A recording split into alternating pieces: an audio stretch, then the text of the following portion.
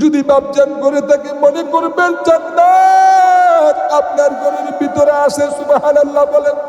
যদি মা দুনিয়ায় জীবিত থাকে মনে করবেন আল্লাহর কসম আল্লাহ পাক জান্নাত এখনো আপনার ঘরে রেখে দিয়েছেন, সুবহানাল্লাহ। ও যুবক, সকাল সন্ধ্যা মা আর বাবার কদম বুসি করবেন, হাতের মধ্যে চুমা দিবেন, কপালের মধ্যে চুমা দিবেন, আর মায়ের হাতখানা আপনার মাথার উপর দিয়ে রাখবেন, বলবেন মা ও বাবা আমি তোমার সন্তান, গরিব মানুষ, রিস্কা চালাই, আমি টমটম চালাইয়া অর্থ উপার্জন করে চলি, মা তুমি একটু দোয়া করো, বাবা একটু দোয়া করো। মা বাবার দোয়া যদি প্রতিদিন নিতে পারো, খোদার কসম দিয়ে বলি যুবক, তোমার আর টমটম চালাইয়া খেতে হবে না, তোমার রিস্কা চালাইয়া খেতে হবে না, তোমার অসহায়ত্বের মধ্যে জীবন যাবে না। আল্লাহর কসম দিয়ে বলি, যাদের কাছে আল্লাহ পাকের দয়ায় মা বাবার দোয়া আছে, আল্লাহ তাদেরকে দুনিয়ায় সবচেয়ে বড় সম্মানিত বানিয়ে দেয়, সুবহানাল্লাহ।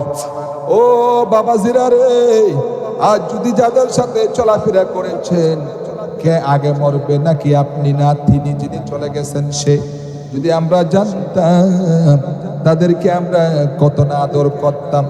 2023 সনের ঘটনা, ডিসেম্বরের 30 তারিখ আমার কলিজার টুকরা বাপজান প্রায় দীর্ঘ 32 বছর বিদেশের জমিনে ছিলেন, মাত্র 55 বছর বয়স আমার বাপজান দুনিয়া থেকে চিরতরে বিদায় নিয়ে চলে গেছে। আমার বাপজান মৃত্যুর একদিন আগেও আমি বুঝতে পারি নাই কলিজার টুকরা বাপজান চলে যাবে রে ভাই। কিন্তু বাপজান যখন চলে গেল, ঘরের কন্নরে বসে বসে বাপজানের জন্য কাঁদি, বাপজানের স্মৃতি দেখে দেখে কাঁদি। হাজার বার বাপজানের কবরে যাইয়া আব্বা আব্বা কইয়া ডাকি, বাপজানের কোনো সারা শব্দ পাইলে। কিন্তু বাবাজি যখন দুনিয়াতে বাপজান ছিল, যেমনে বাপজানের সেবা করা দরকার করতে পারি নাই রে ভাই। যুবক, বাপজানকে যেরকম শ্রদ্ধা করা দরকার ছিল, মনে করি নাই বাপজান খুব অতি নিকটেই অতি সত্য দুনিয়া ছেড়ে চলে যাবে, এটা বুঝতে পারি নাই। মনে করছি বাপজান এখন মরবে না, অনেক বয়স হইয়া মরবে, মৃত্যুবরণ করতে আরো বহু সময় লাগবে, এই মনে করে বাপজানকে যথার্থ সম্মান দেওয়ার মতো দিতে পারি নাই, খাওয়ার মতো খাওয়াতে পারি নাই। আজ বাপজানকে হারায়া হাজার মানুষের চেহারা দেখি, বাপজানের চেহারার মতো যুবক আরেকজন মানুষ দেখি না।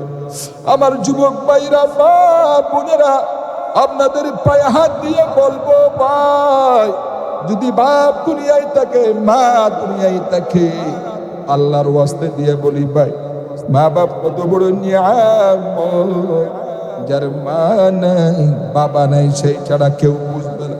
আমার প্রিয় ভাই, সর্বশেষ হাদিস, মানুষ মারা গেলে, মা বাপ মারা গেলে, বাবার সুখে মায়ের সুখে আমরা পাশে বসে বসে কান্দি। কিতাবের মধ্যে আসছে মেয়েরা বেশি কান্দে, কারণ আমার মা বুদ্ধে কলিজা একটু বেশি নরম, মায়েরা বেশি চিল্লা চিল্লি করে, যদিও বেশি গুনাহ, এটা কিন্তু হারাম, মারাত্মক গুনাহ।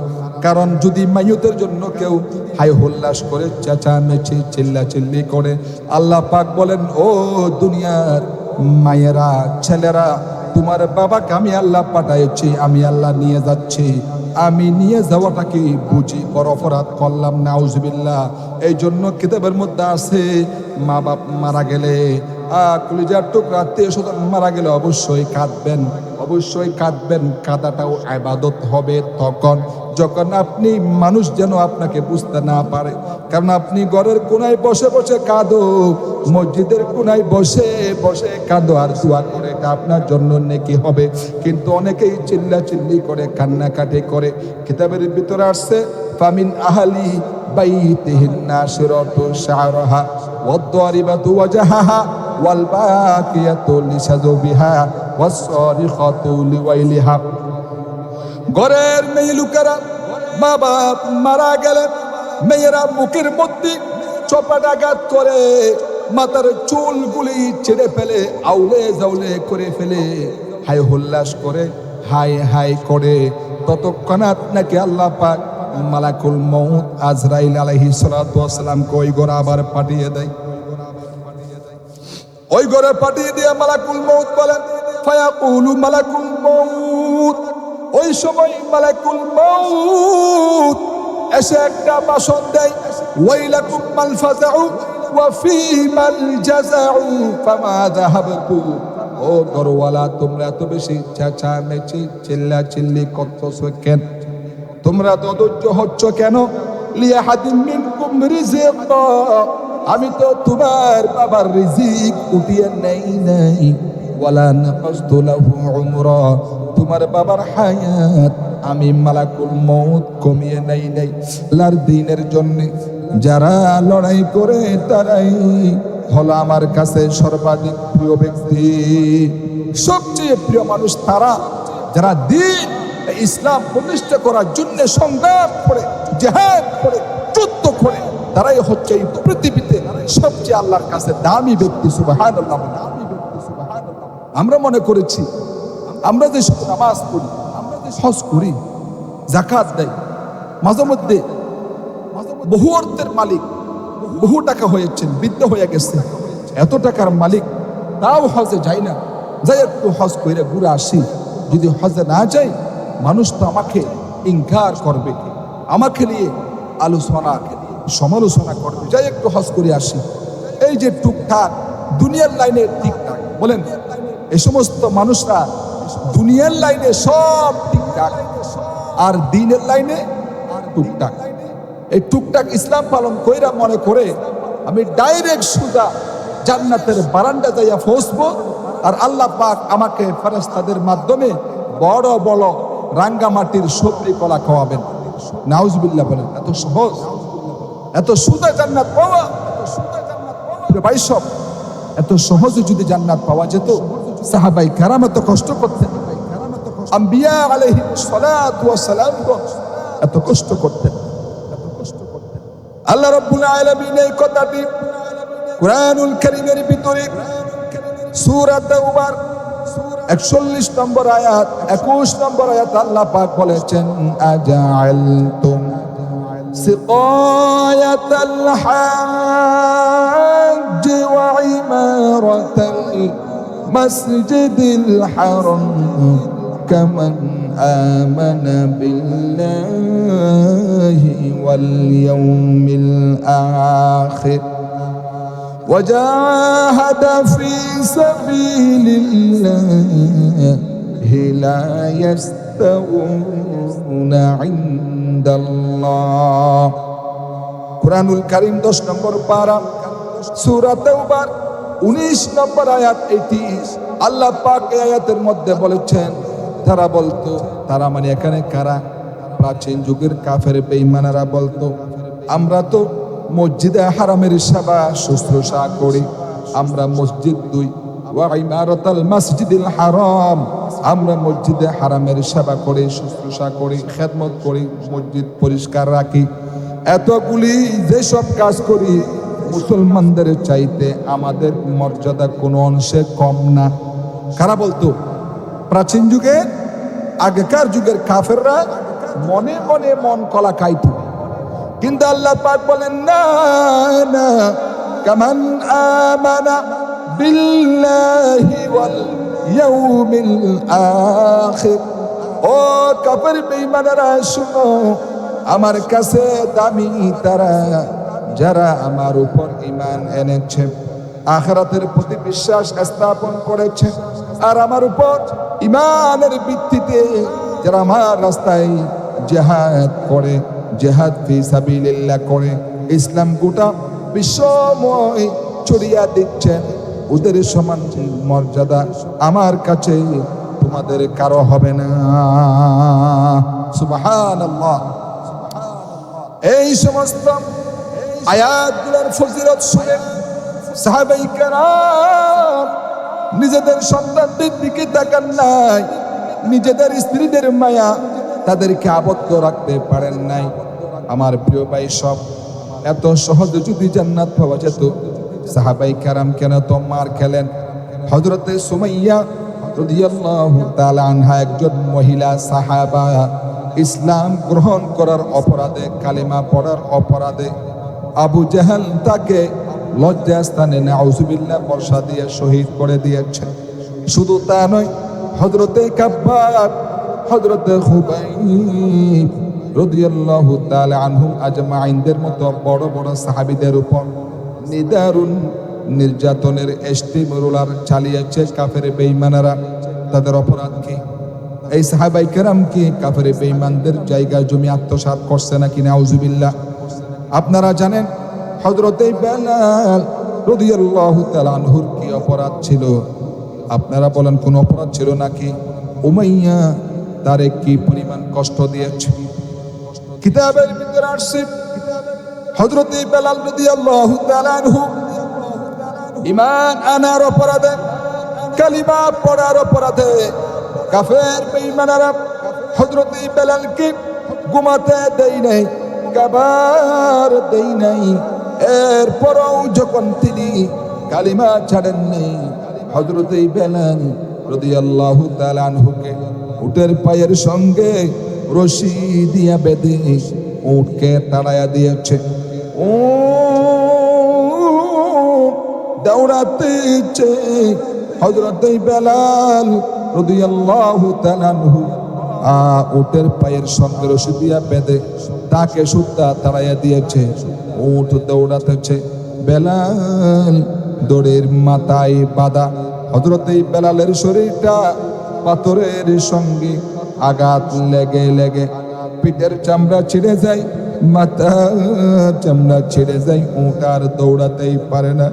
তখন উটের পা থেকে হযরতে বেলাল রাদিয়াল্লাহু তাআলা আনহুকে কষিয়ে নিয়ে উত্তপ্ত মরুভূমির উপরে বেলালের রক্তাক্ত শরীরটাকে চিৎ করে শুয়ে দিয়ে কাফের বেঈমানেরা লোহা রড দিয়া চতুর্দিকে দাঁড়িয়ে তাকেই পিটাচ্ছে আর বলছে, বেলাল এখনো সময় আছে, তোমার আল্লাহরই ভুলে যা, তোমাদের নবীরই ভুলে যা, আমাদের লাত মানাত উজ্জার উপর ঈমান আন। নাউজুবিল্লাহ বলেন।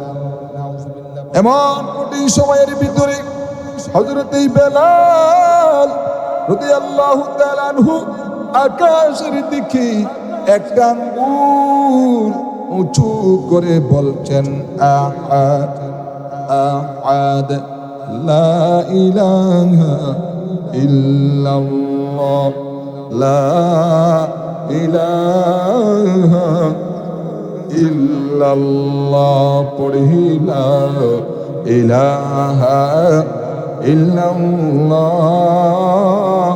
লা ইলাহা ইল্লাল্লাহ। পড়ি লা ইলাহা ইল্লাল্লাহ লা ইলাহা। কালিমা মে নামাজু মে আকামত মে আযাব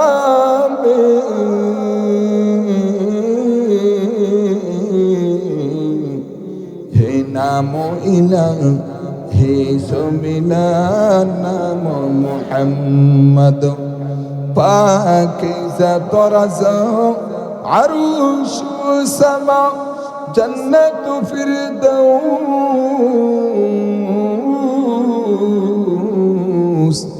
আরাম গাহি পাক রসূল আরবি নে লা ইলাহা ইল্লাল্লাহ লা ইলাহা।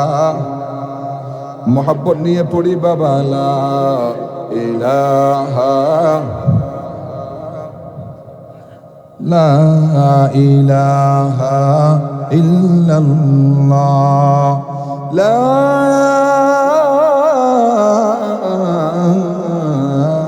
ইলাহা ইল্লাল্লাহু মুহাম্মাদুর রাসূলুল্লাহ। সবাই বলি সাল্লাল্লাহু আলাইহি ওয়া আলিহি ওয়াসাল্লাম।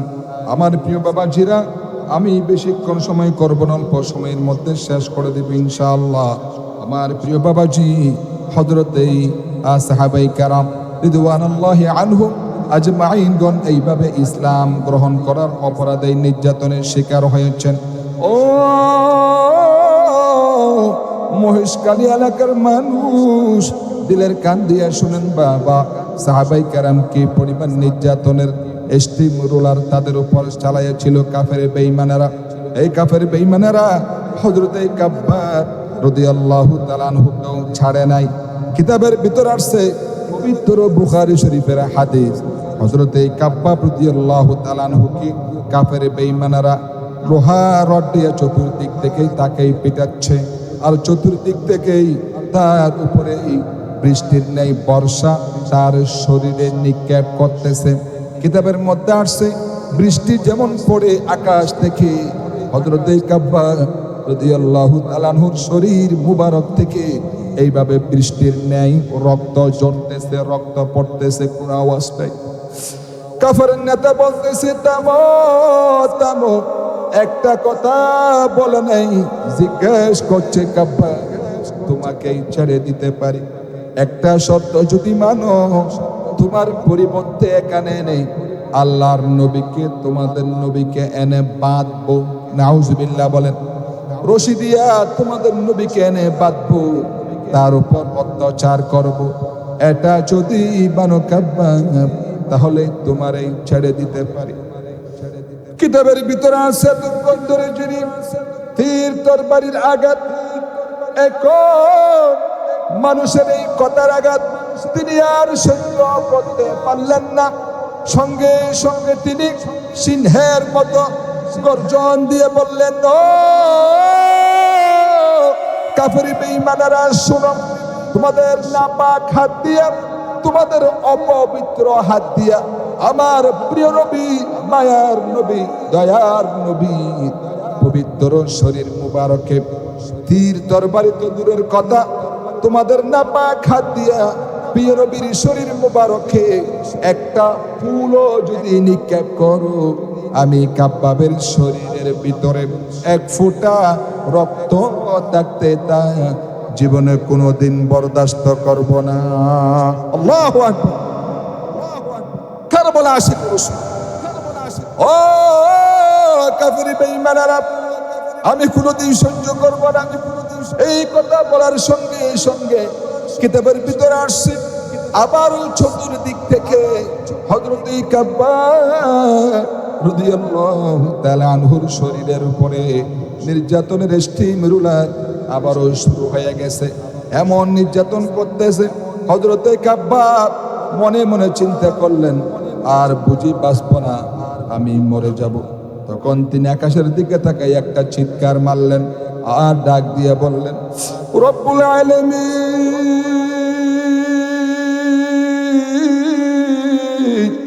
আয় আল্লাহ, আমার পাশে কোন মা নাই, বাবা নাই, আমার কলিজার টুকরা সন্তানাদি কেউ নেই। কাফের বেঈমানেরা আমি কেন ইসলাম গ্রহণ করলাম, কেন কালিমা পড়লাম, এই অপরাধে কাফেররা আমাকে মারতে মারতে শেষ করে দিচ্ছে। আল্লাহ, আমার মন বলে আমি আর বেশি দিন বাঁচব না, আমি চলে যাব, মরে যাব। কিন্তু আল্লাহ, আমার জীবনের এই শেষ মুহূর্তে আমার মন চাই যদি দুইটা সেজদা তোমাকেই দিতে পারতাম, জীবনের শেষ মুহূর্তে এসে 2 রাকাত নামাজ যদি পড়তে পারতাম, মুনিব জীবনটা আমার বড্ড খুশি হয়ে যেত। কিন্তু আমি বান্দা, কেমন করে সিজদা দিব? সিজদা দেওয়ার মতো কোনো উপায় আমার নাই।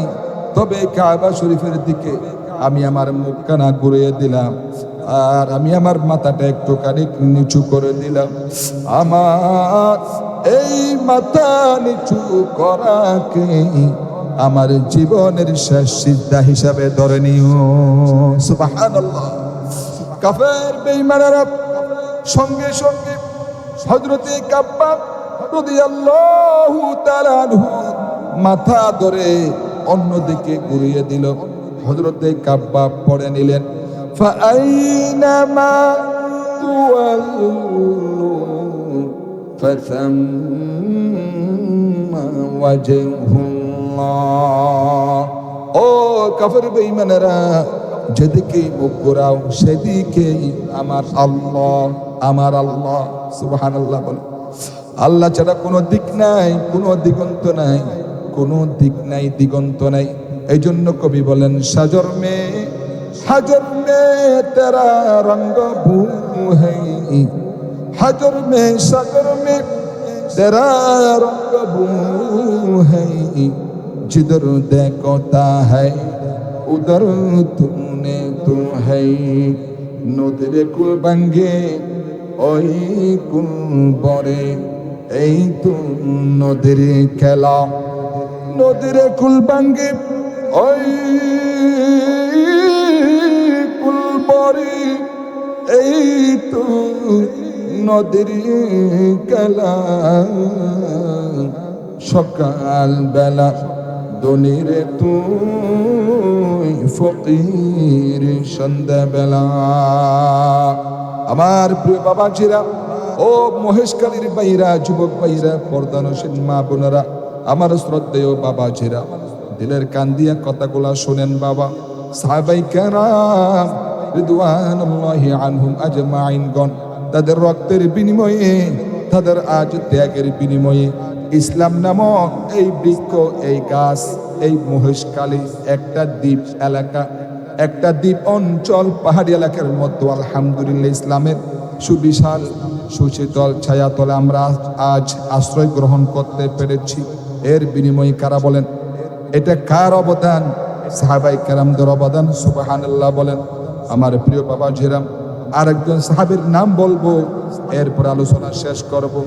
আমি আপনি যদি পয়সাওয়ালা হই, বিত্তশালী হই, কোটি কোটি টাকা যদি আমাদের ব্যাংক ব্যালেন্স থাকে, আর কোনোদিন কাজ কাম করে না, হাত পা গুটিয়ে বসে বসে খাই, ঠিক কিনা বলেন? কিন্তু সাহাবায়ে কেরাম এমন ছিলেন না।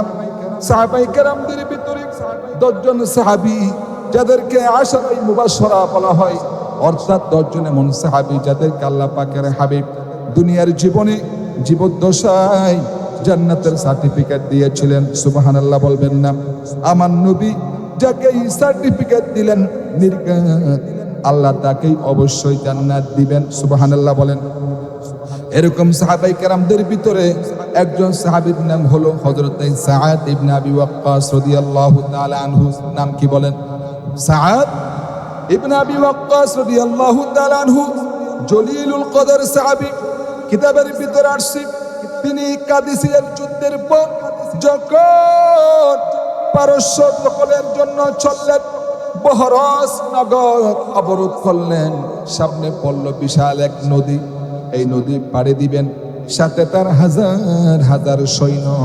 এই সৈন্য নিয়ে নদী পাড়ি দিবেন, কিন্তু তাদের পারাপারের কোনো নৌকা নাই, যানবাহন নাই, স্টিমার নাই, কোনো বোট লঞ্চ কিছু নাই। কেমনে পারাপার করবে বিশাল এক নদী? হযরতে সাআদ ইবনে আবি ওয়াক্কাস বলছেন, ও আমার সাথী সঙ্গী, আজ আমরা নদীর পার থেকে ওপারে যাব। ওপার হচ্ছে আফ্রিকার জংলা মানুষ সেখানে অবস্থান করে। যদি আমরা তাদের কাছে ইসলাম পৌঁছাতে না পারি, তাহলে আজ ইসলাম এখানে শেষ হয়ে যাবে। তোমরা কি এটা চাও? না না। কিতাবের ভিতর আসছে, উপস্থিত সাহাবায়ে কেরাম বলছেন, ও আমার আমিরুল মুমিনিন, আমাদের আমিরুল মুমিনিন, আমরা আপনার মুখের দিকে তাকায় আছি, আমরা আপনার ওয়ার্ডার ফলো করব। আপনি যেইভাবে আমাদের যা করতে বলেন তা আমরা করতে রাজি আছি, প্রস্তুত আছি। হযরতে সাআদ রাদিয়াল্লাহু তাআলা আনহু তখন বললেন, তাহলে তোমরা সবাই আমার পিছনে পিছনে এই দরিয়ার ভিতরে ঝাঁপিয়ে পড়ো, আর আমার সঙ্গে সবাই উচ্চারণ করো, নাস্তাঈনু বিল্লাহি ওয়া নাতাওয়াক্কালু আলাইহি, নাস্তাঈনু বিল্লাহি ওয়া নাতাওয়াক্কালু আলাইহি, হাসবুনাল্লাহু ওয়া নি'মাল ওয়াকিল, নি'মাল মাওলা ওয়া নি'মান নাসীর। ইতিহাস সাক্ষ্য দিচ্ছে ৬০,০০০ সৈন্য তাদের অস্ত্র নিয়ে, তাদের উষ্ট্র নিয়ে, তাদের মালপত্র নিয়ে, জিহাদের সামান নিয়ে শ্রাবণের খরস্রোতা নদী উত্তাল তরঙ্গমালাই বরা নদীর উপর থেকে সাহাবীরা পাড়ি দিয়ে এপার থেকে ওপার চলে গেলেন। সুবহানাল্লাহ বলেন। কিচ্ছু নাই, সাঁতার কেটে কেটে এপার থেকে ওপার চলে গেলেন। ওপারে যাওয়ার পরে হযরত সাদ ইবনে আবি ওয়াক্কাস বলছেন, ও আল্লাহর নবী, সাহাবায়ে কেরাম, সাথে সঙ্গীগণ, তোমাদের কেউ কি নদীর ঢেউর তলে চলে গেছে নাকি, ডুবে গেছে নাকি, কেউ কি হারাই গেছে নাকি? সবাই এদিক ওদিক তাকায় আর কুস করে বলল, ও আমিরুল মুমিনিন, মানুষ তো দূরের কথা, একটা উটও আর গুড়াও একটা কিছুই আমাদের হারাই যায় নাই।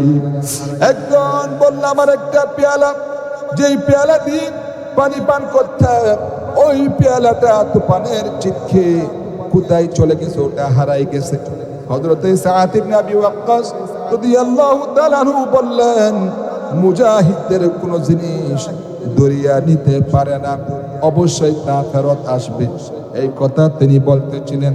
হঠাৎ করে দরিয়ার কিনারে একটা আওয়াজ হলো, দেখা গেল তুফানের ভিতরে সেই হারানো বাটিটা তাদের মধ্যে ফিরে এসেছে।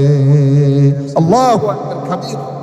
যারা আল্লাহর রাস্তায়, আল্লাহর দ্বীন প্রতিষ্ঠা করার জন্য যারা সংগ্রাম করে, জীবনের বাজি রেখে যারা নিজেদের জীবন উৎসর্গ করে, তাদেরকে সাহায্য করে স্বয়ং আল্লাহ সুবহানাহু ওয়া তাআলা। আমার প্রিয় ভাই, সব লম্বা ইতিহাস। ওপারে যাওয়ার পরে আফ্রিকার জঙ্গলি মানুষেরা তাদেরকেই আফ্রিকার জঙ্গলের কিনারায় পাদদেশে থাকতে দিয়েছে। কারণ তৎকালীন সময়ে কিতাবের ভিতরে আসছে, সারা পৃথিবীতে সবচেয়ে হিংস্র প্রাণী ছিল সেই আফ্রিকার জঙ্গলের ভেতরে।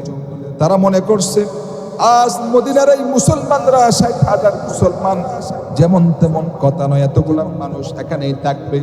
আজ রাত্রের ভিতরেই এই জঙ্গলের হিংস্র প্রাণী বাঘ ভাল্লুক এসে তাদেরকে খেয়ে ফেলবে। কাদের ধারণা? ওই বেঈমান কাফেরদের ধারণা। হযরত সাদ ইবনে আবি ওয়াক্কাস রাদিয়াল্লাহু তাআলা আনহু তাদের সেই এরকম তাদের কথাগুলা তিনি শুনতে পেলেন। তিনি তাদের অবস্থা বুঝতে পারলেন। তিনি তাদের অবস্থা বুঝে একটা বিশাল মঞ্চ তৈরি করলেন। সেই মঞ্চের উপরে দাঁড়াইয়া জঙ্গলের হিংস্র প্রাণীদের দিকে লক্ষ্য করে একটা নোটিশ জারি করে দিলেন। এমন কি নোটিশ, যেই নোটিশখানা স্বর্ণের অক্ষরে কিতাবের ভিতরে এখনো লিপিবদ্ধ আছে, লিখিত আছে।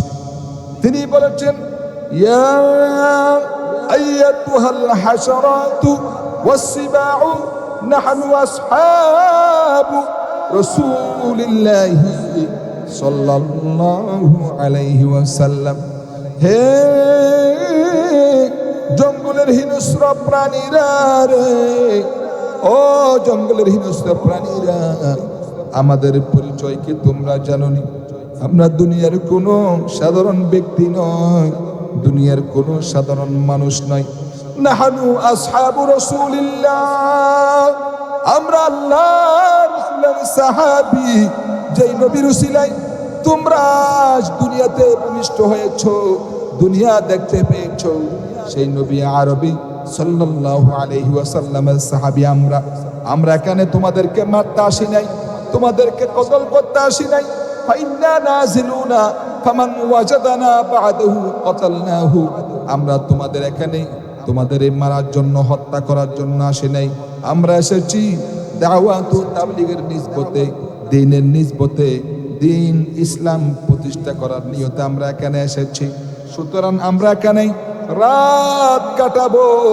ও হিংস্র প্রাণী, তোমরা যত আসো সব আমাদের এই জায়গা ছেড়ে দিয়া অন্যত্রে চলে যাও। সুবহানাল্লাহ বলেন, সুবহানাল্লাহ। আফ্রিকার জঙ্গলি মানুষেরা হাসতেছে, ঠাট্টা করতেছে, কই মদিনার এই মুসলমানরা কি পাগল হয়েছে নাকি? মানুষের কথা কি জঙ্গলি প্রাণীতেই শুনে নাকি? সাপ বিচ্ছু, অজগর সাপ, বাঘ ভাল্লুক মানুষের কথা শুনে নাকি তারা বিদ্রুপ করতেছে? কিন্তু কিতাবের ভিতরে আসছে, আমার প্রিয় বাবাজিরা, কিতাবের ভিতরে আসছে হযরত সাঈদ ইবনে আবি ওয়াক্কাস রাদিয়াল্লাহু তাআলা আনহু এই ঘোষণার পরে বাঘের কাতারে বাঘ, সাপের কাতারে সাপ, সিংহের কাতারে সিংহ, যার যার ডিমার বাচ্চাগুলি মুখে কামড়াইয়া ধরে সাহাবীদের এলাকা ছেড়ে দিয়ে তারা অন্যত্রে চলে গেল। আল্লাহু আকবার। এই হচ্ছে মুসলমানদের ইতিহাস। দ্বীন ইসলাম প্রতিষ্ঠা করার কাজে মুসলমান এগুলে আল্লাহ মদত করেন। কে মদত করেন? আল্লাহ মদত করেন। সুবহানাল্লাহ। বিশ্ব কবি, কবি সম্রাট ডক্টর ইকবাল রহমতুল্লাহ আলাইহি বলেছেন, দাস্ত দাস্ত है दरिया भी न छोड़े हमने, दस्तो दस्तो है दरिया भी न छोड़े हमने, बहरे जुल्मते पे दौड़ा दी उड़े हमने। আমরা সেই মুসলমান, আমরা সেই মুসলমান, প্রান্ত প্রান্ত দুনিয়ার করস্রোতা উত্তাল তরঙ্গের উপর থেকে গুড়া দাবড়িয়ে আফ্রিকার ভূখণ্ডে গিয়ে কালিমার পতাকা আমরা মুসলমানরা উড্ডীন করেছি। সুবহানাল্লাহ বলেন। আমরা সেই মুসলমান, সমুদ্র ঢেউকে কবি ইকবাল স্মরণ করিয়ে দিচ্ছেন। ও দরিয়ার ঢেউ, আই মৌতে তাজলাম तू भी पहचान भी है, ऐ मौत तजलब तू भी पहचान भी है, हमको अब तो कहीं तेरा दरिया अफसाना खा हमारा। हे टाइग्रासेर उत्ताल सरंगमारा নিশ্চয় তোমার ভুলে যাওয়ার কথা নয় যে তোমার উপর দিয়া মুসলমানরা গোড়া দাবড়ে আফ্রিকার ভূখণ্ড গিয়ে কালিমার পতাকা আমরা মুসলমানরা উড্ডীন করেছিলাম। সুবহানাল্লাহ। আজ এই মুসলমানরা গোটা পৃথিবীতে নির্যাতিত, নিপীড়িত, নিষ্পেষিত, যেই দিকে যাই সেদিকে মুসলমানদেরকে কাফের বেঈমানেরা ফুটবলের মতো লাথি মারে। ঠিক কিনা বলেন? কারণ এই মুসলমানরা যেই দিন যখন থেকে কাফের বেঈমান বেদুইনদের কাছে তারা যখন মাথা নত করেছে, আল্লাহ পাক নারাজ হয়ে গিয়েছেন। আল্লাহ পাকের পক্ষ থেকে সাহায্য আসা বন্ধ হয়ে গিয়েছে। ফলে কাফের বেঈমানেরা এই মুসলমানদেরকে এই ফুটবলের মতো আজ এই দেশ থেকে ওই দেশে হস্তান্তর করে। ঠিক কিনা বলেন? আমার প্রিয় ভাইরা, এই জন্য কবি ডক্টর ইকবাল রহমতুল্লাহ আলাইহি মুসলমানদেরকে পরামর্শ দিচ্ছেন, ও মুসলমানরা, তোমরা ঘোষণা করো ভারত আজ আমাদের দিকে চোখ রাঙ্গায়, মায়ানমার ছোট্ট একটা রাষ্ট্র আমাদের দিকে চোখ রাঙ্গায়, আমাদেরকে তারা হুমকি দুমকি দেয়। ডক্টর ইকবাল রহমতুল্লাহ আলাইহি বহু বছর আগে বলে গিয়েছেন, মুসলমানরা তোমরা আজ কাফের বেঈমানদেরকে বলো আমরা মুসলমানরাই মাথা নত করা জাতি নই। সুবহানাল্লাহ বলেন। মুসলমানরা কি মাথা নত করা জাতি নেই? না, মুসলমানরা মাথা নত করা জাতি নয়। কবি ইকবাল কত সুন্দর করে বলেছেন, বাতিল সে ডবনে ওয়ালে आया समानी हम, बातिल से डबने वाले आया समानी हमको अब तो कहे तेरा दुरिया अफसाना खा हमारा। যেদিকে যাবেন সেদিকে মুসলমানরা মাথা উঁচু করে দাঁড়াবে। সাগরে গেলেও মুসলমানরা এপার থেকে ওপারে নৌকা ছাড়া, যানবাহন ছাড়া পার হয়ে যাবে। মুসলমানরা যদি কোনো হিংস্র প্রাণীদের দিকে নোটিশ দেয়, ওই হিংস্র প্রাণীরাও পর্যন্ত মুসলমানদের মুখের আওয়াজ শুনে আপন আপন জায়গা ছেড়ে যেতে বাধ্য হবে। কারণ সেই মুসলমান তো ওই মুসলমান তো সেই মুসলমান যেই মুসলমান সবে মাত্র 313 জন বদরের সাহাবাই কেরাম, যাদের বিনিময়ে যাদের বিপক্ষ ছিল প্রায় 5000-এর অধিক কাফের বেঈমানেরা। হাজার হাজার কাফেরদের মোকাবেলায় 313 জন মুসলমানরা যখন আল্লাহু আকবারের ধ্বনি দিয়া আল্লাহ পাকের কুদরতি ঈমানি জজবায় যখন তারা ময়দানে ঝাঁপিয়ে পড়লেন, বায়ু তৎকালীন সময়ের কাফের বেদুইনরা 313 জন মুসলমানদের হাতে জিম্মি হইয়া তারা ফালাতে বাধ্য হয়েছিল। সুবহানাল্লাহ। আজ এই মুসলমান সেই মুসলমান নাই, সেই মুসলমানিত্ব নাই। মুসলমানরা দেখবেন ভোট আসলে মাথায় একটা টুপি লাগায়, হাতে একটা তবজি নাই। দেখবেন মুসলমানদের সমাজে হাজার রকমের অঙ্গীকার করে, যখন সেই ভোট পাইয়ে যায় তখন আপনার এলাকায় 5 বছরের মধ্যে আর কোনোদিন ভুলেও আসে না। ঠিক কিনা বলেন? আমরা দুনিয়ার কমাতার জন্য ইসলামকে বিক্রি করে দিয়েছি, অথচ আপনার সাথে যেই ওই নেতা খেতা আপনার সাথে যেই ওয়াদা করছে, আল্লাহ পাক বলেন খবরদার কারো সাথে সহজেই ওয়াদা করবি না, কারণ ওয়াকানা আহদুল্লাহি মাসউলা। তুমি যদি কারো সাথে ওয়াদা করো, সেই ওয়াদা যদি যথার্থ পালন না করো, তাহলে কাল ময়দানে মাহশরে এই ওয়াদার ব্যাপারে তুমি জিজ্ঞাসিত হইবা। ও প্রিয় ভাই সব, আজ আমাদের এই অধঃপতন কেন? আমরা অমনিতে ইসলাম পেয়েছি, ইসলামের কোনো মান কোনো মর্যাদা আমাদের মধ্যে নাই। ভাইও, এই জন্য আমি আপনাদের ভাইয়েদেরই বলি, আল্লাহ পাক সবাইকে হেদায়েত দিবে না, মুসলিমে কিছু মানুষকে আল্লাহ পাক হেদায়েত দিবে। কারণ আল্লাহ বলছেন, বান্দারে হেদায়েতের চাবি আমি আল্লাহর হাতে। আমার নবী যখন তার চাচাকে কলমা পড়াতে পারেন নাই, নিদারুণ কষ্ট পেয়েছেন, আল্লাহ পাক সঙ্গে সঙ্গে আয়াত কান নাজিল করলেন, ইন্নাকা লা তাহদি মান আহাবাবতা ওয়ালাকিন্নাল্লাহ ইয়াহদি মান ইয়াশা। আপনি যার ইচ্ছে তাকে হেদায়েত করতে পারবেন না। আপনার কাজ বুঝিয়ে যাওয়া, আপনার কাজ তাদের সামনে কুরআন ও হাদিসের আলোচনা রাখা। ওয়াদাক্কির ফাইন্না যিকরা তানফাউল মুমিনিন। আপনি মুমিনদের সামনে কুরআন হাদিসের বয়ান আলোচনা করতেই থাকেন, করতেই থাকেন, বলতেই থাকেন।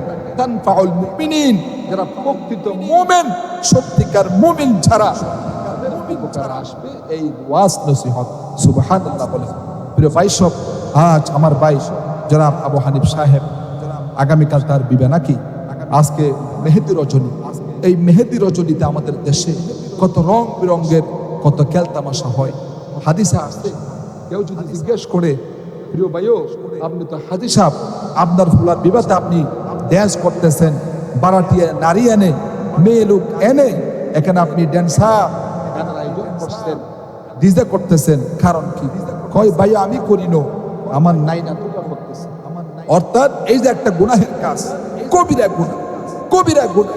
যতবার ড্যান্সার হয়, যতবার গান বাদ্য বাজানা যতক্ষণ বাজানো হয়, কিতাবের ভিতরে আসছে, হাদিসে আসছে, সেই হাদিস শরীফ, যতক্ষণ বলে কোনো মানুষ গান বাদ্য বাজানা শুনে, ততক্ষণ পর্যন্ত শয়তান ওই ব্যক্তির সিনার ভিতরে বলে লাফাতে থাকে, লাফাতে থাকে, লাফাতে থাকে। এবং আল্লাহ পাকের কুদরতি গজব, যতক্ষণ গান শুনে, যতক্ষণ গান চলে, ওই স্থানে আল্লাহ পাকের আযাব আর গজব অবতীর্ণ হতেই থাকে। কন্যা আউযুবিল্লাহ।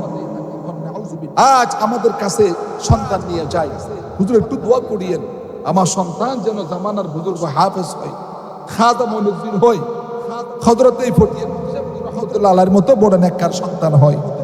যদি খবর নিয়ে দেখেন, ওই সন্তান, ওই সন্তানের মা বাবা বিবাহের আগের দিন তাদের পবিত্র জিনিসটাকে অপবিত্র বানিয়ে ফেলেছে, ঠিক না? তা আল্লাহ পাক এদের সংসারে, এদের করে কেমনে বুজুর্গ হাফেজ আলেম দিবেন? আল্লাহ পাকের শুকর, এই ফিতনার যুগে আমার ভাই মোহাম্মদ আবু হানিফ সাহেব যে এরকম একটা বিশাল কাজ করেছেন। হতে পারে এখানে মুসলিমে কিছু লোক আসছেন, সবাই আসা নাই, দরকার নাই। যা আসছে উলামায়ে কেরামদের মাধ্যমে আজ আপনারা জাতিকে যে এই মেসেজটুকু দিয়ে দিচ্ছেন যে দেখো আমরাও পারি। দেখো বিবাহের আগের দিন নাট্য মঞ্চ না করে, বেফরদা নারী, নাচনেওয়ালা না, গান বাজতে বাজে না, ডিজা না করে আমরা কোরআন হাদিসের আলোচনা করতে পারি। ও ভাই আবু হানিফ সাহেব, তার ফ্যামিলির মা বাপ ভাই বোন যারা আছেন, তারা যদি আজকের এই কাজটা খালেস লিওয়াজহিল্লাহ আল্লাহ পাকের সন্তুষ্টির জন্য করে থাকেন, আল্লাহর কসম কিয়ামতের দিন তাদের জন্য, এই গোটা ফ্যামিলির জন্য এই ওয়াজ মাহফিল ইনশাআল্লাহ নাজাতের উসিলা হবে। সুবহানাল্লাহ বলুন। কারণ এই জামানার মধ্যে এগুলা নাই। আমাদেরকে ব্যবহার করে মৃত্যুর সময় দুনিয়াতে আসার পরে, কথা বুঝেন কিনা, যখন আসে হুজুর আসেন তাড়াতাড়ি আজান দিতে হবে, ডান কানে আজান দেন, বাম কানে একামত দেন। এখন তো নাকি যে সমস্ত সন্তানাদি হাসপাতালে হয়, আছে না, সিজার দিয়ে হয়, বিভিন্ন কারণে হয়, হাসপাতালে সন্তানাদিদেরকে নাকি আজান একামত এগুলো দেওয়া হয়। নাউজুবিল্লাহ বলে, এটা একটা ইহুদি খ্রিস্টানদের ষড়যন্ত্র। আগেকার যুগে আমাদের মা বোনেরা একটা মায়ের থেকে 5টা 10টা 20টা পর্যন্ত আলহামদুলিল্লাহ ছেলে মেয়ে হয়েছে, কোনোদিন ডাক্তারের বাড়ি যাওয়া লাগে নাই। এখন আধুনিক যুগে আইসা আমার আপনার স্ত্রী আমাদের কন্যাদেরকে একটুখানি পেট ব্যথা শুরু হলে প্রতিবেশীরা পরামর্শ দেয়, বিশেষ করে ডাক্তার বাবুরা পরামর্শ দেয়, যান তাড়াতাড়ি চট্টগ্রাম চলে যান, চকরিয়া হাসপাতালে চলে যান, সেখানে যাইয়া তারা আপনাদেরকে ভয়ভীতি ঢুকাই দিবে, কি তাড়াতাড়ি থাকে সিজার দিয়ে দাও, কারণ ভিতরে বাচ্চার পজিশন ভালো না। এত বছর ভালো ছিল যে আমি আপনি যে ভালো হয়ে আসছি আলহামদুলিল্লাহ, ভালো না কেন? ভালো না কেন? ঐতিহাসিকবিদরা বলছেন ইহুদি খ্রিস্টানরা আমাদের দেশের ডাক্তারদের সারা পৃথিবীতে তারা একটা মেডিসিন খাওয়াইয়া দিয়েছে, তোমরা মুসলমান হোক বেদুইন হোক যে কোনো ফ্যামিলির ভিতরে 1-2টার উপরে বাচ্চা হতে দিও না। তো এখন 1-2টার বেশি বাচ্চা হতে পারবে না ওই সমস্ত মায়েদের যাদের সিজার হয়েছে, কথা বুঝছেন কিনা, যারা সিজার করে বাচ্চা অপারেশন করাইয়া দুনিয়াতে বাচ্চা জন্ম ভূমিষ্ঠ হয়, তাদের 1-2টা সর্বোচ্চ 3টা নিতে পারে, এর থেকে বেশি সন্তান থেকে তারা মাহরুম হয়ে যায়। এই মাহরুম করার জন্য পৃথিবীর ইহুদি খ্রিস্টান বেদুইনদের একটা চক্র, যে মুসলমানদের ঘরে ঘরে মুসলমানদের যে কোনো মা বোনদেরকে একটুখানি প্রসব বেদনা হলে পরে হাসপাতালে নিয়ে সিজার দেওয়ার একটা তারা কুপরামর্শ দেয়। আল্লাহ আমাদেরকে হেফাজত করে, আমিন বলেন। তো সেখান থেকে তারা কি করছে, আপনাকে হাসপাতালে আজান দেওয়া শুরু দিবে।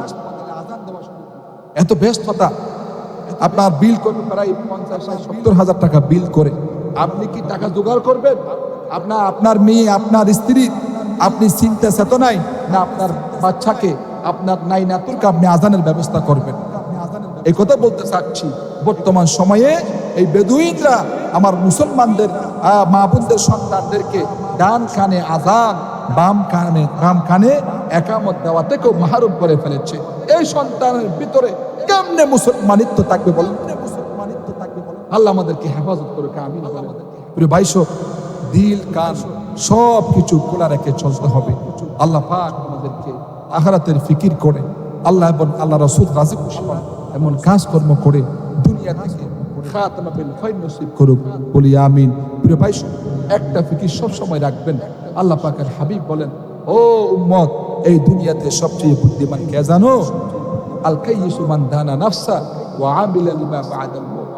ওই ব্যক্তি বেশি বুদ্ধিমান যে দুনিয়াতে বসে বসে কবরের কথা চিন্তা করে, আখিরাতের ফিকির করে। আয় আল্লাহ, আমার বাপ গেল, মা গেল, দাদা গেল, দাদি গেল, তারা দুনিয়াতে কত কিছু করতো, আজ দুনিয়াতে তারা নাই। আল্লাহ, আমিও চলে যাবো মনি। সেই আখিরাতের ফিকির করে যারা বেশি বেশি নেক আমল করে, যুবক, আমার নবী বলেন তার মতো বুদ্ধিমান কেউ নাই। আমরা বুদ্ধিমান কারে বলবো এখন? ওই ইউনুসখালী বাজারে যেই সদর সবচেয়ে বেশি বড়, যার দোকানে ডেলি 50,000-1 লক্ষ টাকা বেচা কিনা হয়, তার এত ব্যস্ততা দেখবেন, যার যত বেশি টাকা পয়সা তার তত বেশি ব্যস্ততা, এবং তার তত বেশি নামাজ কালাম বাদ পড়ে যায়। আসলে এমন ইল্লা মাশাআল্লাহ, আল্লাহ যাদেরকে কবুল করছেন, যাদের আল্লাহ পাক দাওয়াত ও তাবলীগের মেহনত, যাদেরকে আহলে হক উলামায়ে কেরামদের সুহবতে পেয়েছে, তারা ছাড়া ইল্লা মাশাআল্লাহ অধিকাংশ মানুষ যাদের অর্থ করি বেশি, তারা আল্লাহ বিল্লাহ থেকে মাহরুম হয় বেশি।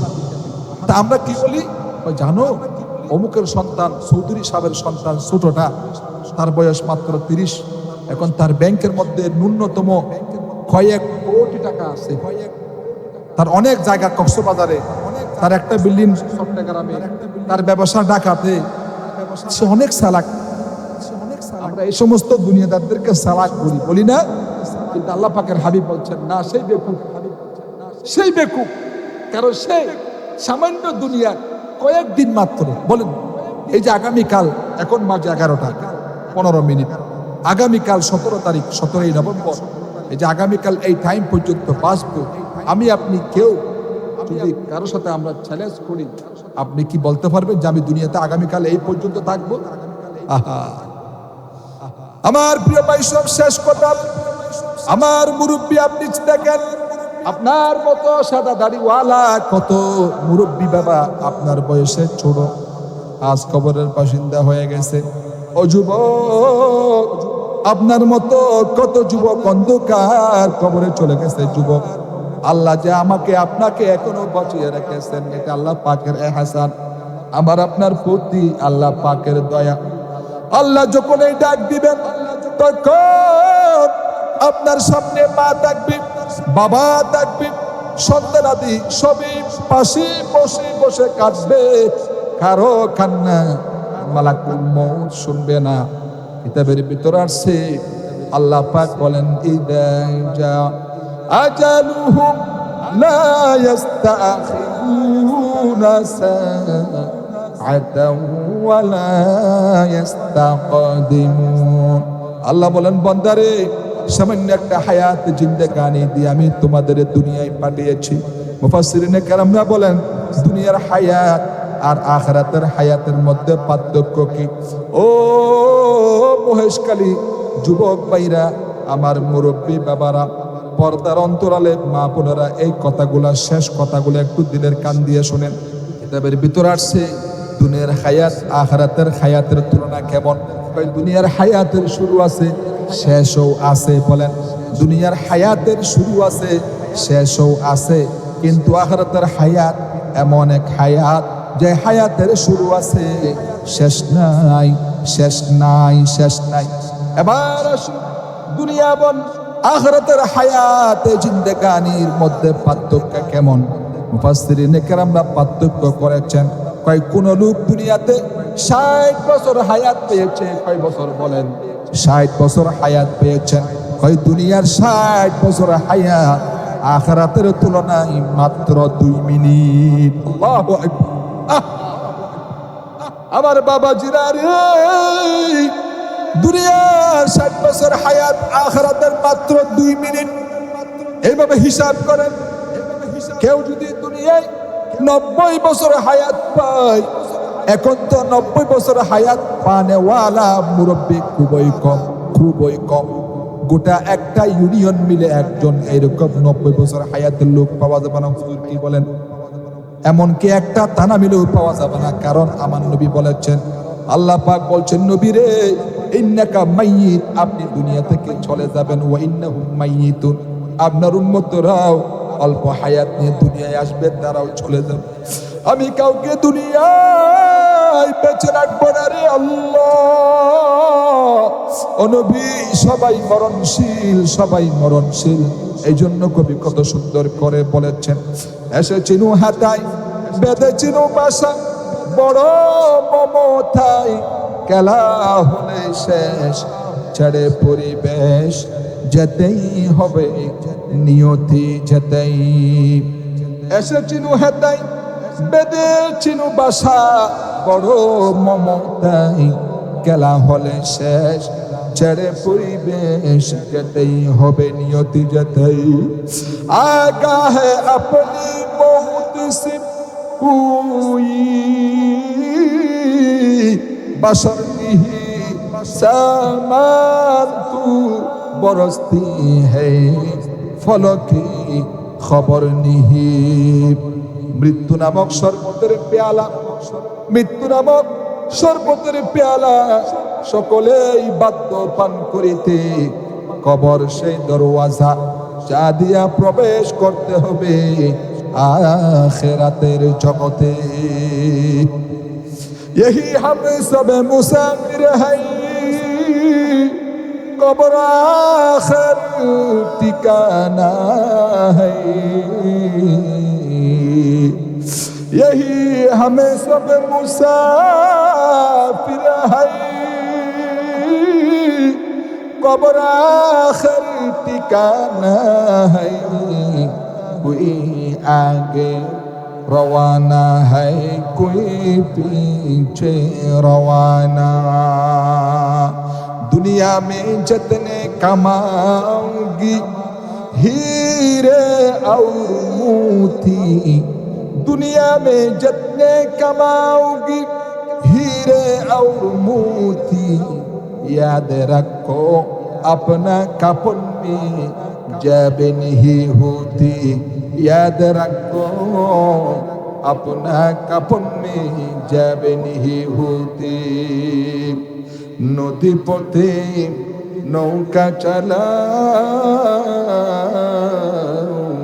ও মাঝি ভাই, নদী পথে নৌকা চালাও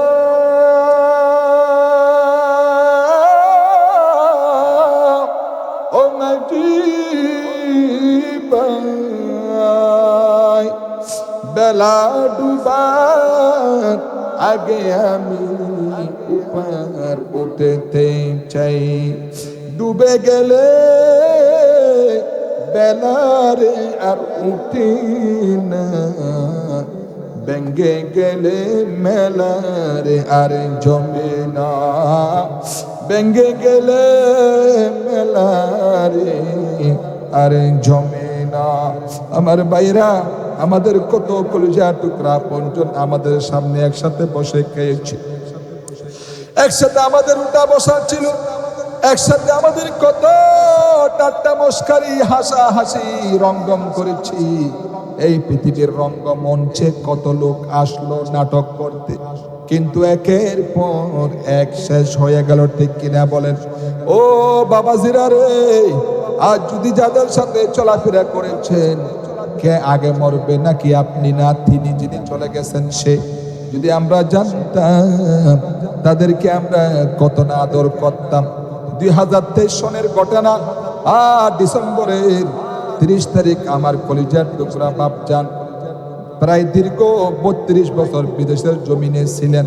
মাত্র 55 বছর বয়স আমার বাপজান দুনিয়া থেকে চিরতরে বিদায় নিয়ে চলে গেছে।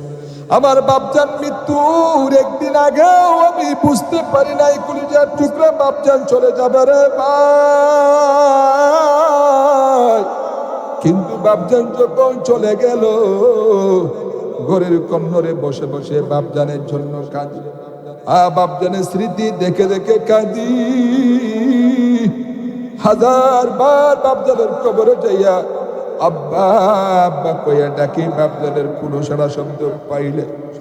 কিন্তু বাবাজি যখন দুনিয়াতে বাপজান ছিল, যেমনে বাপজানের সেবা করা দরকার করতে পারি নাই রে ভাই। যুবক বাপজানকে যেরকম শ্রদ্ধা করা দরকার ছিল, মনে করি নাই বাপজান খুব অতি নিকটেই অতি সত্য দুনিয়া ছেড়ে চলে যাবে, এটা বুঝতে পারি নাই। মনে করছি বাপজান এখন মরবে না, অনেক বয়স হইয়া মরবে, মৃত্যুবরণ করতে আরো বহু সময় লাগবে। এই মনে করে বাপজানকে যথার্থ সম্মান দেওয়ার মতো দিতে পারি নাই, খাওয়ার মতো খাওয়াতে পারি নাই। আজ বাপজানকে হারায়া হাজার মানুষের চেহারা দেখি, বাপজানের চেহারার মতো যুবক আরেকজন মানুষ দেখি না। আমার যুবক ভাইরা, মা বোনেরা, আপনাদের পায়ে হাত দিয়ে বলবো ভাই, যদি বাপ দুনিয়ায় থাকে, মা দুনিয়ায় থাকে, আল্লাহর ওয়াস্তে দিয়ে বলি ভাই, মা বাপ কত বড় নিয়ামত, যার মা নাই বাবা নাই সেই ছাড়া কেউ বুঝবে না। যদি বাপজান করে থাকে, মনে করবেন জান্নাত আপনার ঘরের ভিতরে আসে, সুবহানাল্লাহ বলেন। যদি মা দুনিয়ায় জীবিত থাকে, মনে করবেন আল্লাহর কসম, আল্লাহ পাক জান্নাত এগুলো আপনার ঘরে রেখে দিয়েছেন, সুবহানাল্লাহ। ও যুবক, সকাল সন্ধ্যা মা আর বাবার কদম বুসি করবেন, হাতের মধ্যে চুমা দিবেন, কপালের মধ্যে চুমা দিবেন আর মায়ের হাতখানা আপনার মাথার উপর দিয়ে রাখবেন, বলবেন মা ও বাবা আমি তোমার সন্তান, গরিব মানুষ, রিস্কা চালাই, আমি টমটম চালাইয়া অর্থ উপার্জন করে চলি, মা তুমি একটু দোয়া করো, বাবা একটু দোয়া করো। মা বাবার দোয়া যদি প্রতিদিন নিতে পারো, খোদার কসম দিয়ে বলি যুবক, তোমার আর টমটম চালাইয়া খেতে হবে না, তোমার রিস্কা চালাইয়া খেতে হবে না, তোমার অসহায়ত্বের মধ্যে জীবন যাবে না। আল্লাহর কসম দিয়ে বলি, যাদের কাছে আল্লাহ পাকের দয়ায় মা বাবার দোয়া আছে, আল্লাহ তাদেরকে দুনিয়ায় সবচেয়ে বড় সম্মানিত বানিয়ে দেয়। সুবহানাল্লাহ। আমার প্রিয় ভাই, সর্বশেষ হাদিস, মানুষ মারা গেলে, মা বাপ মারা গেলে বাবার সুখে, মায়ের সুখে আমরা পাশে বসে বসে কান্দি। কিতাবের মধ্যে আসছে মেয়েরা বেশি কান্দে, কারণ আমার মা বুদ্ধে কলিজা একটু বেশি নরম, মায়েরা বেশি চিল্লা চিল্লি করে, যদিও বেশি গুনাহ, এটা কিন্তু হারাম, মারাত্মক গুনাহ। কারণ যদি মাইয়তের জন্য কেউ হাই হোল্লাস করে, চেঁচামেচি চিল্লা চিল্লি করে, আল্লাহ পাক বলেন ও দুনিয়ার মায়েরা, ছেলেরা, তোমার বাবাকে আমি আল্লাহ পাঠাইছি, আমি আল্লাহ নিয়ে যাচ্ছি, আমি নিয়ে যাওয়াটা কি বুঝি বড় অপরাধ করলাম? নাউজুবিল্লাহ। এই জন্য কিতাবের মধ্যে আছে মা বাপ মারা গেলে, কলিজার টুকরা আত্মীয় স্বজন মারা গেলে অবশ্যই কাঁদবেন, অবশ্যই কাঁদবেন। কাঁদাটাও ইবাদত হবে তখন যখন আপনি, মানুষ যেন আপনাকে বুঝতে না পারে। কারণ আপনি ঘরের কোনায় বসে বসে কাঁদো, মসজিদের কোনায় বসে বসে কাঁদো আর দোয়া করে, এটা আপনার জন্য নেকি হবে। কিন্তু অনেকেই চিল্লা চিল্লি করে, কান্নাকাটি করে। কিতাবের ভিতরে আসছে ফামিন আহলি বাইতিহিন নাশিরাতু শা'রাহা ওয়াদ-দারিবাতু ওয়াজহাহা ওয়াল বাকিয়াতু লিশাযবিহা ওয়াস-সারিখাতু লিওয়াইলিহা। ঘরের মেয়ে লোকেরা, মা বাপ মারা গেলে মেয়েরা মুখের মধ্যে চপাটাঘাত করে, মাথার চুলগুলি ছেড়ে ফেলে, আউলে জাউলে করে ফেলে, হাই হোল্লাস করে, হাই হাই করে। ততক্ষণাৎ নাকি আল্লাহ পাক মালাকুল মউত আজরাইল আলাইহিস সালাতু ওয়াস সালামকে ওই ঘরে আবার পাঠিয়ে দেয়। ওই ঘরে পাঠিয়ে দিয়ে মালাকুল মউত বলেন, ফায়াকুলু মালাকুল মউত, ওই সময় মালাকুল মউত এসে একটা ভাষণ দেয়, ওয়াইলাকুম মাল ফাযাউ ওয়া ফীমাল জাযাউ ফামা যাহাবতু। ও ঘরওয়ালা, তোমরা এত বেশি চেঁচামেচি চিল্লা চিল্লি করতেছো কেন? তোমরা তো ধৈর্য হচ্ছ কেন? লিয়াহাদিম মিনকুম রিজিক, আমি তো তোমার বাবার রিজিক উঠিয়ে নেই নাই। ওয়ালা নাকাসতু লাহু উমরা, তোমার বাবার হায়াত আমি মালাকুল মউত কমিয়ে নেই নাই। ওয়ালা আতাইতুহু হাত্তা উমিরতু, আমি তখনই আসছি, আল্লাহ রাব্বুল আলামিন যখন আমাকে আসার জন্য অর্ডার করেছেন। ওয়ালা কবাদতু রূহাহু হাত্তা ইসতুমিরতু, আমি তো তখনই তোমার বাবার রূহ কবজা করেছি। আল্লাহ রাব্বুল আলামিন যখন আমাকে আদেশ করেছেন, অর্ডার করেছেন। ও ঘরওয়ালা, শুনো শুনো শুনো, আজ তোমার বাবাকে নিলা, কাল তোমার মায়েকে নিয়ে যাব, এরপরে তোমার ভাইকে নিয়ে যাব, এরপরে তোমার মেজো ভাইকে নিয়ে যাব, নিতে নিতে নিতে নিতে এক এক করে ওয়াইন্না লি ফীকুম লাউদা থুম্মা আউদাতান হাত্তা লা ইয়াবকা মিনকুম আহাদুন। ও ঘরওয়ালা শুনো, এই ঘরের মধ্যে একটা লোক কেউ আমি বাকি রাখবো না, কিয়ামত পর্যন্ত এই ঘরের মধ্যে আসবো। কোটি টাকা দিয়ে ডুপ্লেক্স যে বিল্ডিং করছো, বিশাল বাড়ি করছো, এই বাড়ির মধ্যে আমি ততদিন পর্যন্ত আসবো যতদিন না একটা লোকও বাকি থাকবে, ততদিন পর্যন্ত এই ঘরে এসে এসে এক এক করে আমি সবাইকে কবরের যাত্রী বানাইয়া দিব। মিটা দো আপনা হস্তি কো আগরু কুছ মর্তবা চাহু খেদা না খাক মে মিলকর গুলে গুলজার হোতা হ্যায়। ও আমার বাবাজিরা, যদি সে আল্লাহকে পেতে চান, আমার রবকে যদি রাজি খুশি করে কবরে যেতে চান, আপনার মৃত্যুটা ভালো হোক, আপনার মৃত্যুটা আপনার জন্য তোহফা হোক, হাদিয়া হোক। হাদিসের মধ্যে আছে ক্বালা রাসূলুল্লাহ সাল্লাল্লাহু আলাইহি ওয়াসাল্লাম তুহফাতুল মুমিনুল মউত। সর্বশেষ হাদিস কাটা মনে রাখবেন বাবা, মৃত্যুকে কে বই না করে। যদি ডাক্তার আমাদেরকে বলে ভাই বেশি দিন বাঁচবে না, চলে যাবে, দেখবেন যত বড় আলেম হোক না কেন, যত বড় হাদিস হোক না কেন, দেখবেন তার খাবার দাবার উঠে যাবে, তার মুখ থেকে হাসি উঠে যাবে। ভাইও তোমার মুখে হাসি কোথায়? তুমি যে কত বাহাদুরি করে চলতা, কত রং রং করে চলতা, কত জাঁকজমকপূর্ণ পোশাক আশাক পরিধান করে চলতা, কই গেল সেগুলা? তখন সে উত্তর দিবে, ভাই আমি এই দুনিয়ায় আর বেশি দিন বাঁচবো না। ডাক্তার বলছে আমি মরে যাব। কারণ মনে রাখবেন বাবারে, যার মধ্যে রোগ হলো, মনে রাখবেন মৃত্যু তার অতি সন্নিকটেই চলে আসছে। আমি আপনাদেরকে এই মৃত্যুর কথা কেমন করে বুঝাই? যেমন মনে করেন এটা একটা গাছ, এটা একটা মনে করেন নারিকেল গাছ। এই নারিকেল গাছের উপরে যদি দেখবেন পচন ধরে পচা যায়, দেখবেন আমরা মানুষ আইনা, মিস্ত্রি আইনা, নারিকেল চাপ করে এমন ব্যক্তি আছে কিনা, তাদের কাইনা দেখবেন আপনি সেই ডালাগুলা কেটে ফেলে দিলেন, সেগুলা কিন্তু আর গাছাবে না, ওই পর্যন্ত থাকবে। আবার কিছুদিন পরে দেখলেন ওই নারিকেল গাছের মধ্যে আবারও পচন ধরতেছে। মালিক বলতেছে, আরে আমার এই নারিকেল গাছ থেকে আমি প্রতি বছর শত শত ডাব খেতে পারতাম, নারিকেল পারতে পারতাম, আজ কই গেল সেগুলা?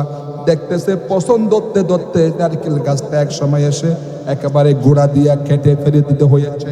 ও বাবাজিরা রে, ভয় লাগানোর জন্য বলি না, আল্লাহ পাকের গোলাম হয়ে যাওয়ার জন্য বলি ভাই, জাহান্নামের ভয় অন্তরে আনার জন্য বলি। যারা আমাদের মতো রোগাক্রান্ত হয়ে গেছেন, যাদেরকে ডায়াবেটিস পেয়ে বসেছে, যাদেরকে কোলেস্টেরল পেয়ে বসেছে, যাদের বিভিন্ন রোগাক্রান্ত হয়ে গেছেন, বাবাজি যত মেডিসিন সেবন করুন না কেন, যত বড় বড় ডাক্তারের কাছে যান না কেন, ভাইও এই রূপ নিয়ে আপনাকে আমার এই কবরে যেতে হবে। আমার বাইরা সেই কবরে আমরা কবে যাব আমরা কেউ জানি না। এই জন্য আল্লাহ পাকের হাবিব বলেন, বান্দারে আলকা ইসু মান দানা নাফসা ওয়া আমিলা লিমা বাদাল মউত। কবে তোমার মৃত্যু হবে? 60 বছর বয়সে, না 70 বছর বয়সে, না 30 বছর বয়সে, না 100 বছর বয়সে? যদি তুমি 1000 বছর হায়াত পাও, তারপরও কবরে যাওয়া লাগবে।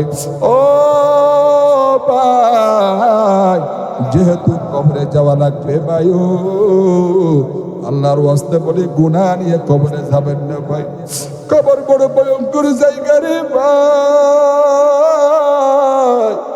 আজ কতদিন হয়ে গেল আমাদের আত্মীয় স্বজন কবরে গেল, কিন্তু কোনদিন কবরে কেমনে কি অবস্থায় আজ আমাদের আত্মীয় স্বজনরা আছে পৃথিবীর কেউ আমরা আজও জানতে পারলাম না। এই জন্য আল্লাহ পাকের হাবিব বলেন, বান্দারে এমন জীবন করিও গঠন, মরিলে হাসিবে তুমি, কাঁদিবে ভুবন। এটা হাদিসের মানা, অর্থাৎ তুহফাতুল মুমিনুল মউত। আপনাকে যদি আপনার মেয়ের জামাতা বিদেশ থেকে আসার সময় শ্বশুরের জন্য একটা 20,000 টাকা দামের দামি অ্যান্ড্রয়েড সাইট আর দামি সাইট, বড় মোবাইল সাইট যদি উপহার দেয়, শ্বশুর কত না খুশি হয়। আমার মেয়ের জামাই ছোটটা আমাকে 20,000 টাকা দামের একটা মোবাইল সেট দিয়েছে, অথবা একটা আতর দিয়েছে, একটা পাঞ্জাবির কাপড় দিয়েছে, কত না খুশি। আমার বাবাজিরা দুনিয়াতে এমনও আল্লাহর গোলাম আছেন যারা ওই মৃত্যুর জন্য অপেক্ষা করে। কই তারা কারা? তারা ওই সমস্ত লোকেরা যারা ফজরের নামাজ কাজা করে না, জোহর আসর কাজা করে না, মাগরিব এশা কাজা করে না, মুয়াজ্জিন সাহেব আযান দিতে দেরি, এই বান্দাগুলা মসজিদে যাইয়া আল্লাহ দরবারে হাজিরা দিতে দেরি করে না। এমন বান্দা যারা আছে মানুষের হক মেরে খাই না, জবান দিয়া হাত দিয়া যে কোনো উপায়ে মানুষকে কষ্ট দেই না, হক হালাল বেছে বেছে চলে। আল্লাহ পাকের হাবিব বলেন, উম্মত মৃত্যু তোমার জন্য বয় না, বরং মৃত্যু তোমার জন্য ওই বিদেশের উপহার স্বরূপ। সুবহানাল্লাহ বলেন।